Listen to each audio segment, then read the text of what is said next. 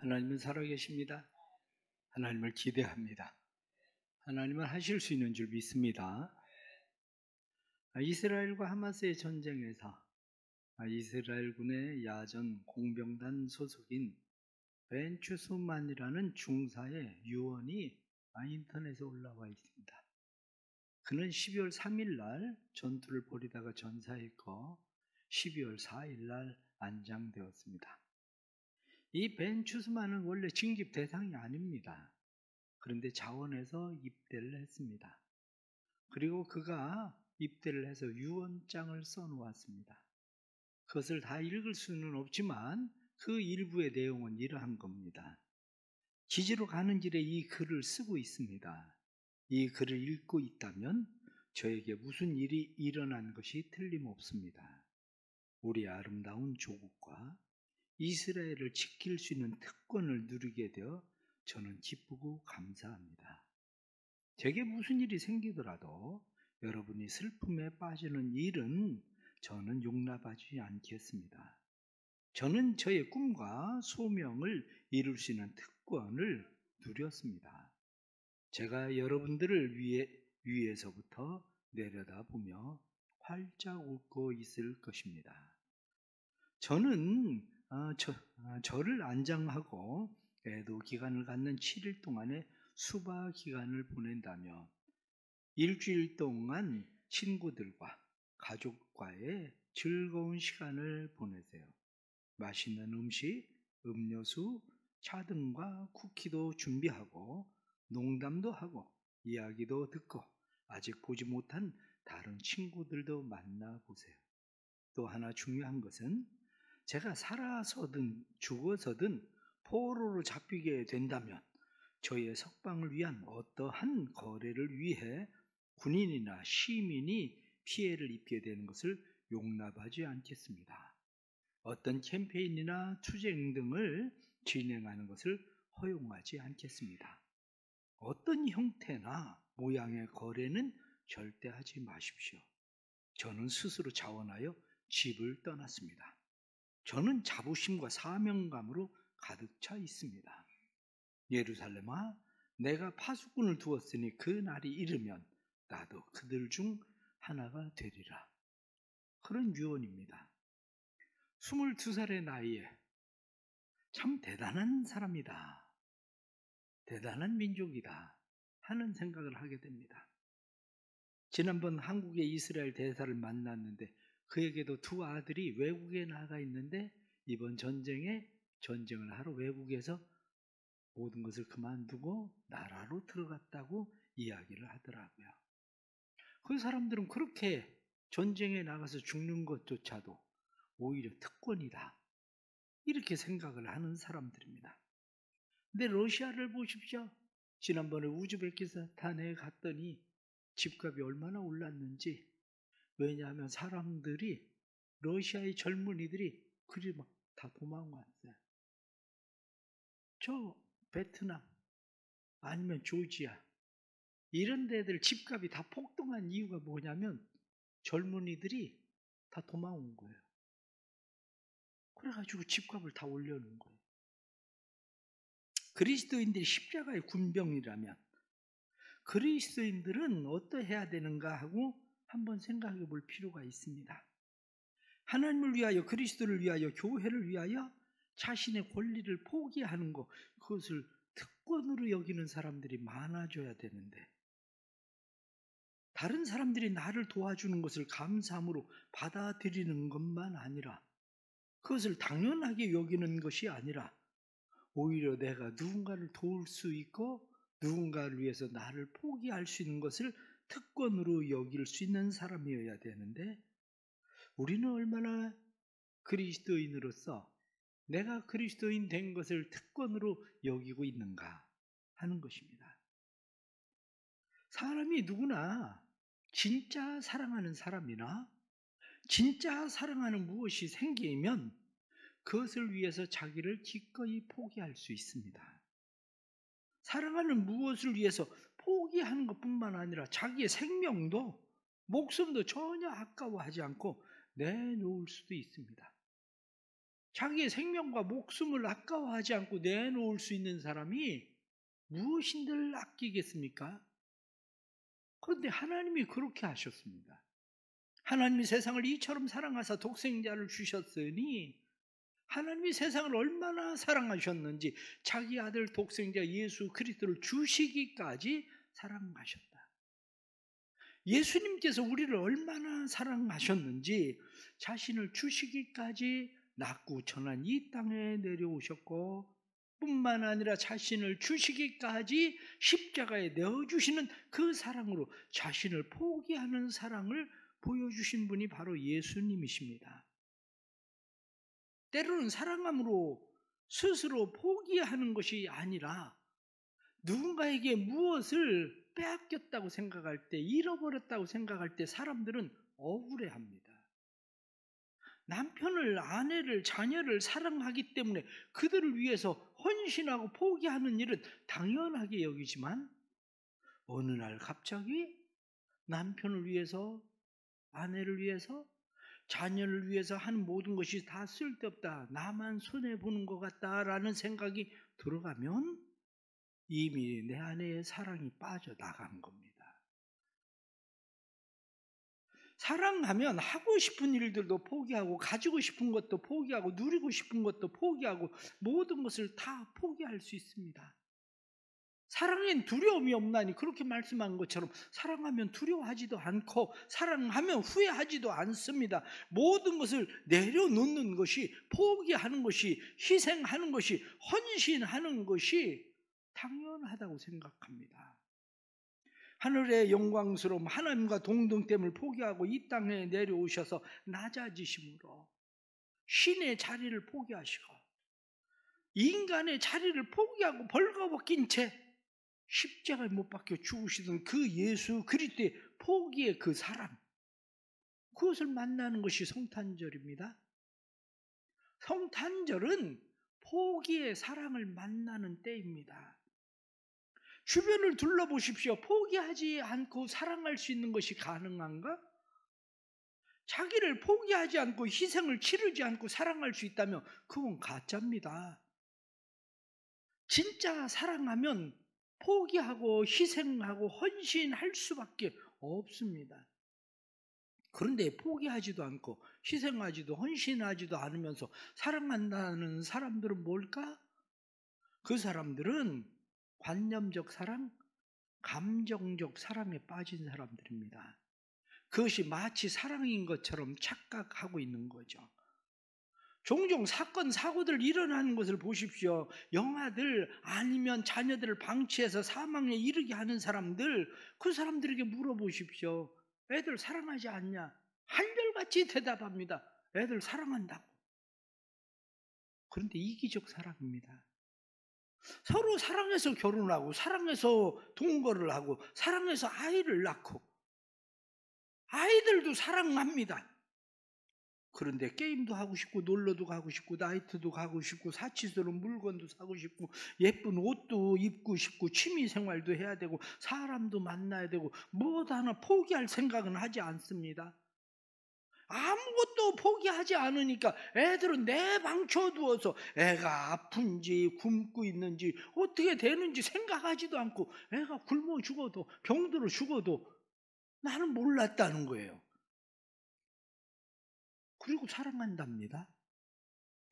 부부가 서로 사랑한다면서 서로를 위해서 자기 좋아하는 취미 하나 포기하지 않으면서 자기의 생활 방식 하나 포기하지 않으면서 사랑한대요. 상대방에게 요구하는 것은 많은데 자기는 취미 생활로, 나도 직장 생활하는데 취미로 밤새 게임을 합니다. 나도 내가 즐기는 거 술밖에 없다고 술을 계속 마셔야 됩니다.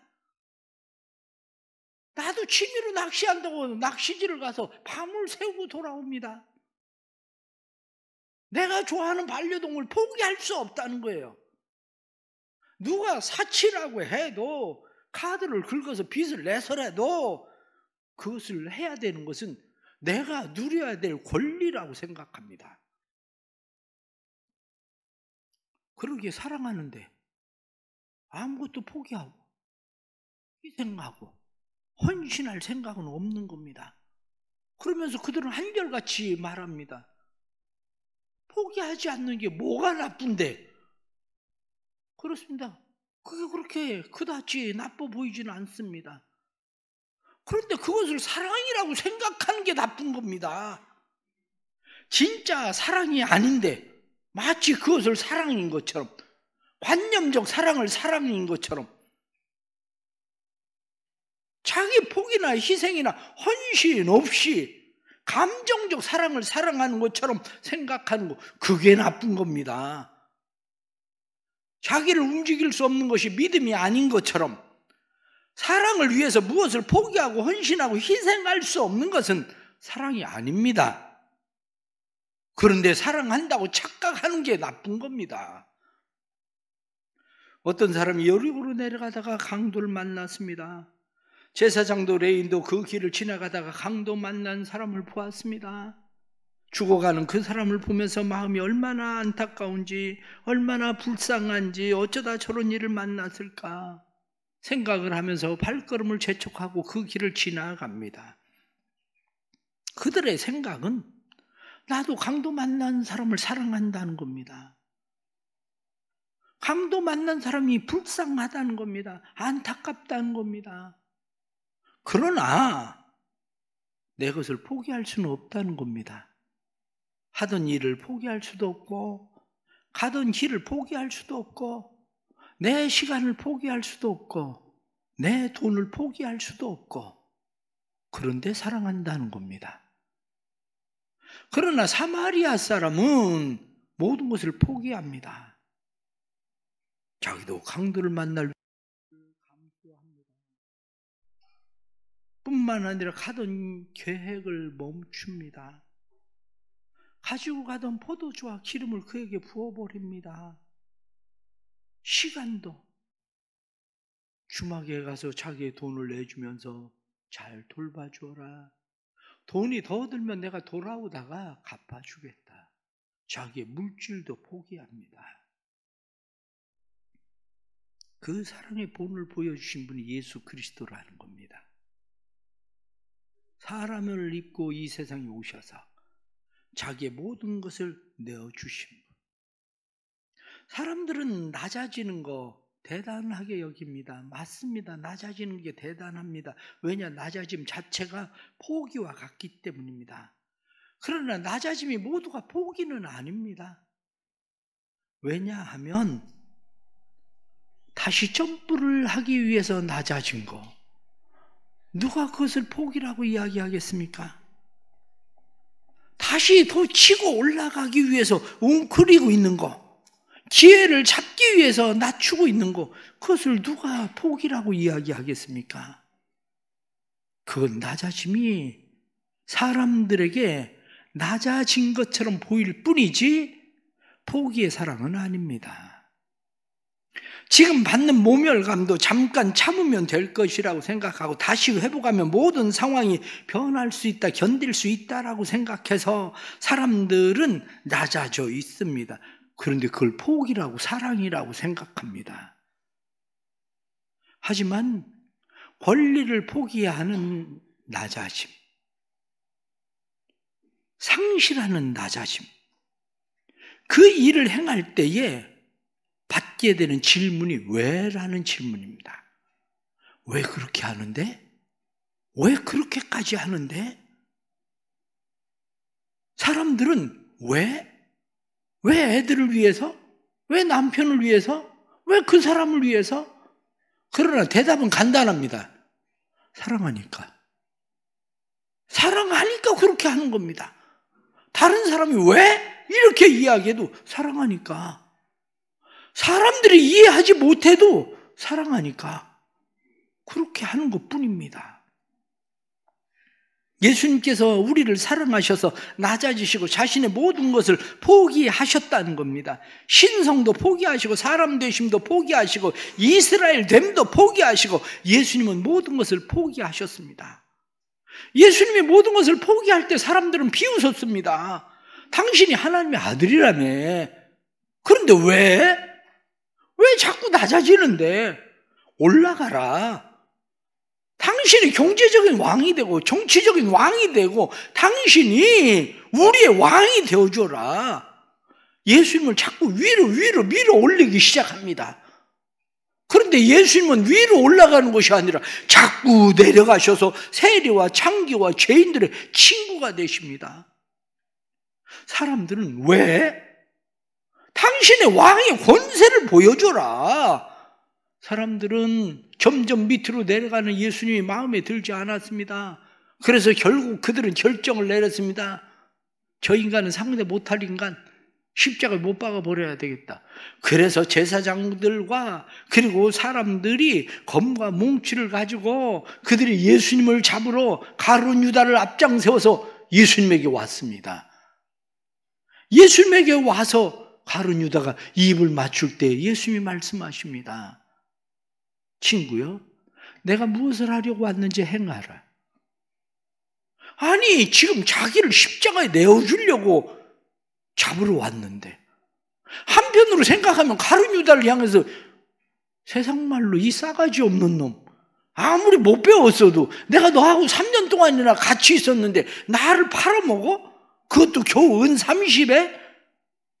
생각하면 부하가 치밀어 오릅니다.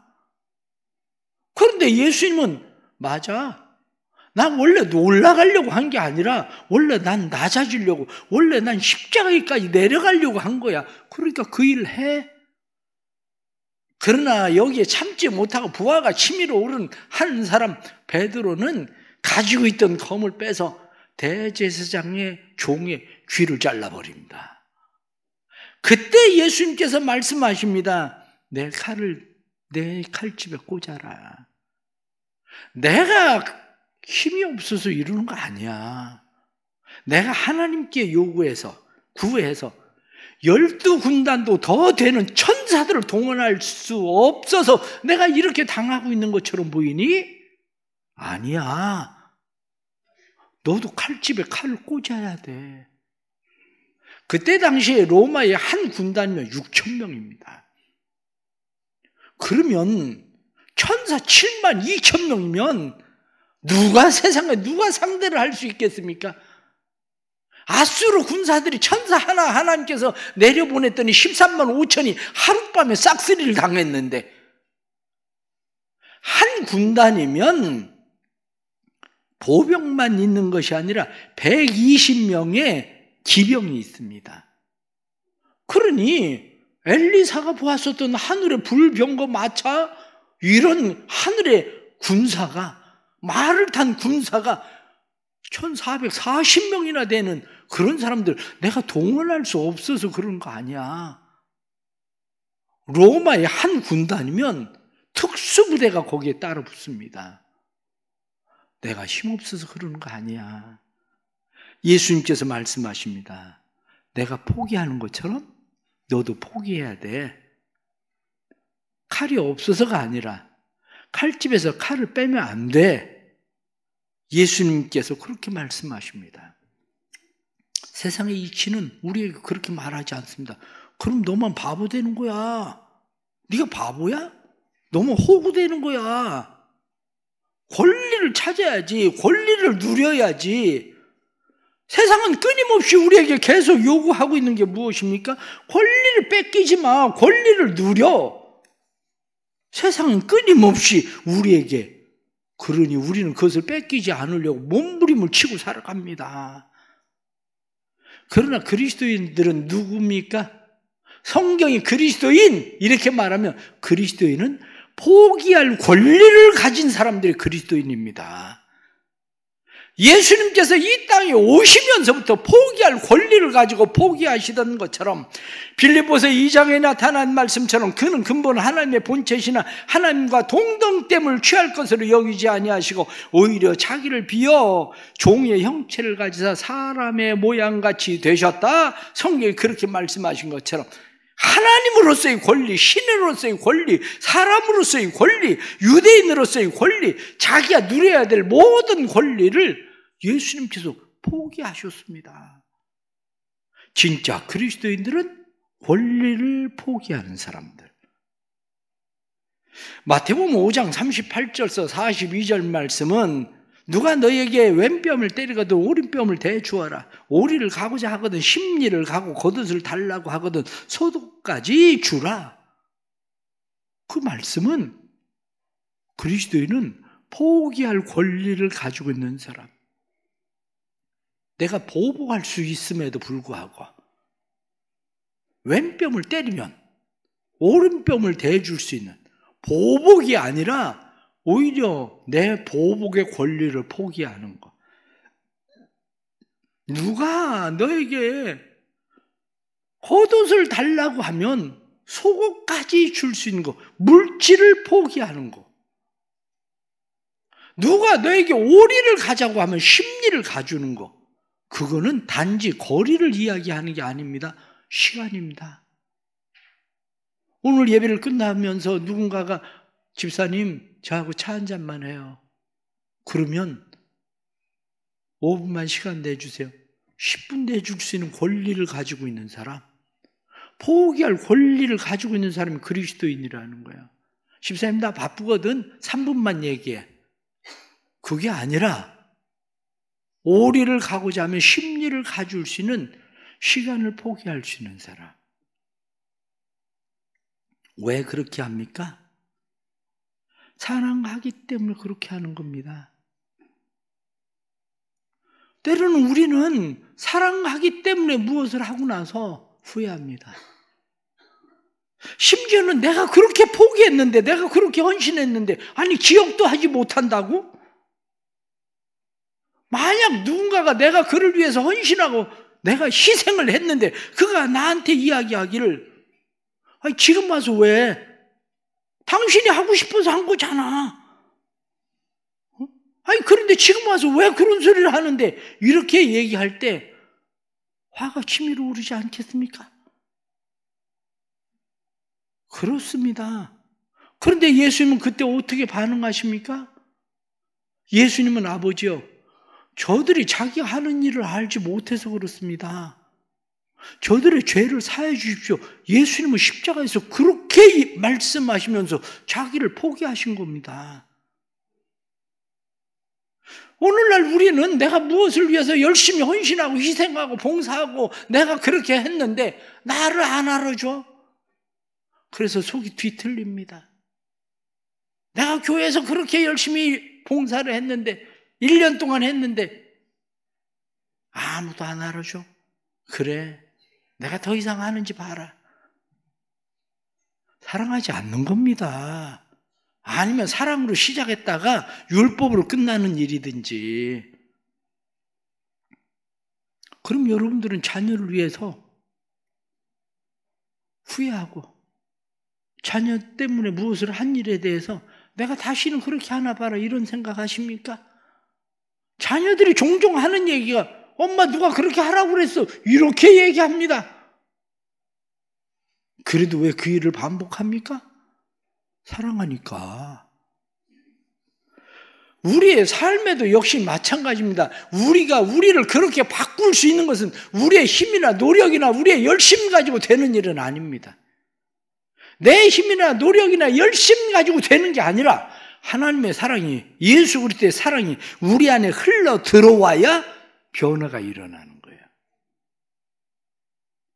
우리의 삶 가운데 이 진정한 변화가 일어나려면 권리를 포기해야 됩니다. 권리 포기가 뭐냐? 이렇게 이야기할 때 권리 포기란 내가 나의 주인 되는 것을 포기하는 것을 말한다. 내가 나의 주인 되는 것이 아니라 하나님께서 모세에게 모세야 네 발에 신을 벗어라. 모세가 발에 신을 벗는다는 것은 나는 당신의 노예입니다. 나는 당신의 종입니다. 그 이야기입니다. 내 권리를 포기하는 겁니다. 내 모든 권리를 양도하는 것입니다. 권리 포기는 그냥 일어나지 않습니다. 권리 포기는 사람은 살아가면서 생각과 말과 행동을 결정하는 기본적인 뿌리가 있는데 그 중에 첫 번째는 욕구다. 욕구에 의해서 사람들은 생각과 말과 행동을 결정한다는 겁니다. 두 번째는 객관적 사실이다. 객관적 사실에 의해서 생각과 말과 행동을 결정합니다. 그래서 합리적 사고가 훈련되어 있는 사람은 객관적으로, 합리적으로 이것이 맞은가를 늘 계산하고 결정합니다. 그러나 또 하나 중요한 결정이 믿음입니다. 사람은 믿음에 의해서 생각과 말과 행동을 결정한다. 권리 포기를 한 사람은 내 생각과 말과 행동을 변화시킬 수 있는 자아관의 변화, 세계관의 변화, 가치관의 변화가 일어나야 한다. 자아관의 변화라고 하는 것은 내가 주인 되는 것이 아니라 하나님이 주인 되심을 이야기하는 겁니다. 자아관의 변화라고 하는 것은 내 삶의 중요한 모든 결정은 내가 하는 것이 아니라 주님께서 하시는 대로 주님을 따라서 가겠다는 것이 나는 당신의 종일 뿐입니다. 노예일 뿐입니다. 그리고 고백하는 것이 자아관의 변화예요. 그래서 사도 바울은 그리스도의 종된 나 바울은 자기를 그리스도의 종이다, 그리스도의 노예다, 그렇게 이야기합니다. 권리 포기의 또 다른 하나는 세계관의 변화입니다. 세계관이란 세상을 보는 관점입니다. 세상을 보는 관점이 세상 모든 사람이 보는 똑같은 관점에서 세상을 볼 것인지, 아니면 세상을 보는 관점이 하나님의 관점에서 세상을 볼 것인지, 때로는 엄마라는 관점, 아빠라는 관점, 남편과 아내라는 관점에서 가정을 볼 것인지, 아니면 그냥 내 관점에서 그것을 바라볼 것인지의 문제인 거죠. 그게 세계관입니다. 세 번째는 가치관이라고 이야기합니다. 가치관의 변화.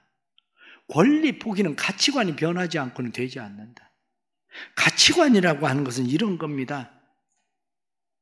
사막에 물이 필요합니까? 금이 필요합니까? 금을 그렇게 소중히 여기던 사람도 사막에서 목말라 죽게 생기면 금과 물을 바꿉니다. 왜? 내게는 물이 더 필요하니까. 우리의 삶의 가치관이 바뀌는 것 뿐만 아니라 세계관이 바뀌는 것, 자아관이 바뀌는 것은 내 안에 하나님의 사랑이 흘러 들어올 때 되는 겁니다. 전에는 돈이면 뭐든지 다 될 것처럼 생각했는데 돈이 중심이 아니라 하나님이 내 삶의 중심이시고 예수 그리스도가 내 삶의 중심이시며 그의 사랑이 내 안의 중심이라는 것을 깨닫는 것. 어느 젊은이가 사막의 은둔자를 찾아갔습니다. 사막의 은둔자를 찾아가서 그에게 이야기합니다. 나는 좋은 가정에서 태어났습니다. 좋은 스승을 만나서 공부를 많이 했습니다. 나는 낙타도 많이 있습니다. 뿐만 아니라 나는 빵 걱정을 할 일이 없습니다. 나는 옷도 많고 모든 일에 부족함이 없습니다. 그런데 나는 행복하지가 않습니다.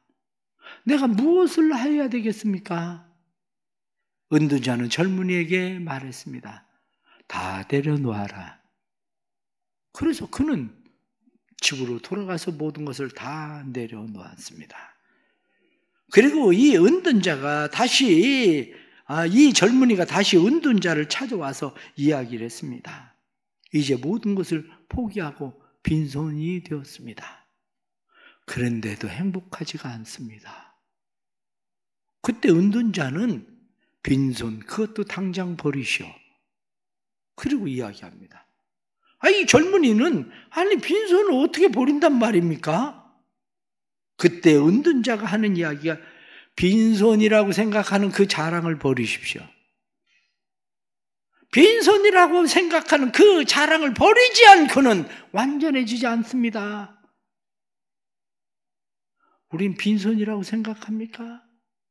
주님이 말씀하시던 것처럼 왼손이 한 일을 오른손이 모르게 하라, 이렇게 말씀하신 대로 지금 내가 무엇을 어떻게 했기 때문에, 무엇을 희생하고 무엇을 헌신하고 무엇을 봉사하기 때문에 그것이 내 모든 것을 잃어버린 난 빈손이다, 그런 자랑입니까? 그렇지가 않습니다. 성경은 그것도 포기해라, 우리에게 그렇게 말씀하죠. 그리스도인은 포기하는 사람이다. 그리스도인은 포기하기 때문에 무엇을 얻는 사람이 아니라 그리스도인은 그냥 포기하는 거다. 기회롭게 고르는 신앙은 이것이냐 저것이냐의 선택이다. 칼 바르트는 신앙에는 완충지대가 없다. 신앙은 사망이냐 생명이냐의 선택일 뿐이다. 보네포는 그리스도인이 된다는 것은 그리스도께서 자기를 위하여 와서 죽으라는 명령에 따라 나선 사람들이다.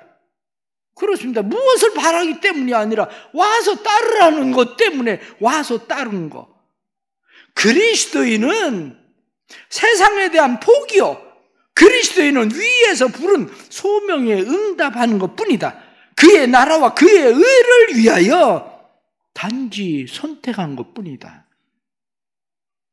사랑하는 성도 여러분, 오늘날 신앙생활 하면서 사람들은 조금의 불편함을 못 참습니다. 때로는 연말이 되면 교회를 이리저리 옮기는 사람들이 많습니다. 그리고 진짜 그리스도인이라고 내가 그 전에 있을 때 교회에서 얼마나 봉사를 많이 한 줄 아냐, 내가 재정도 맡고 그 교회에서 무슨 부장도 하고 내가 뭐도 하고. 그런데 사랑한다는 겁니까? 그 교회를?